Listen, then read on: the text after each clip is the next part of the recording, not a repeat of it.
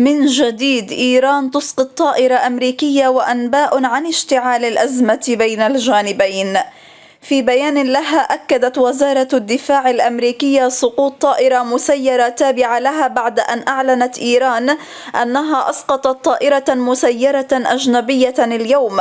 وقالت القيادة المركزية للقوات الأمريكية في البيان الذي نشرته اليوم: استهداف الطائرة الأمريكية المسيرة حدث خطير للغاية لأن الطائرة لم تكن في الأجواء الإيرانية.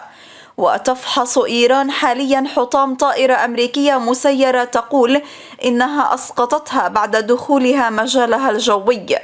وكان الجيش الإيراني قد صرح بأنه أسقط اليوم طائرة مسيرة تتبع الجيش الأمريكي في منطقة ميناء مشاهر الواقع جنوب غرب البلاد على ساحل الخليج، حسب وكالة الأخبار الإيرانية إيرنا. ونقلت وكالة إيرنا أيضا عن غلام رضا شريعة حاكم إقليم خوزستان في جنوبي البلاد قوله: الطائرة المسيرة التي أسقطت تابعة قطعا للجيش الأمريكي، عثرنا على حطامها ويجري فحصها ومحاولة السيطرة على برمجيتها.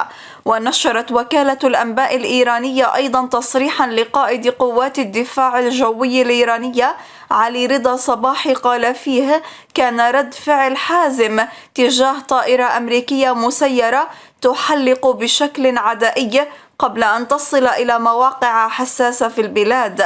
وقالت قناة العالم الإيرانية الناطقة باللغة العربية: سكان المدينة التي يوجد بها ميناء الإمام الخميني سمعوا صوت إطلاق صاروخ صباح اليوم.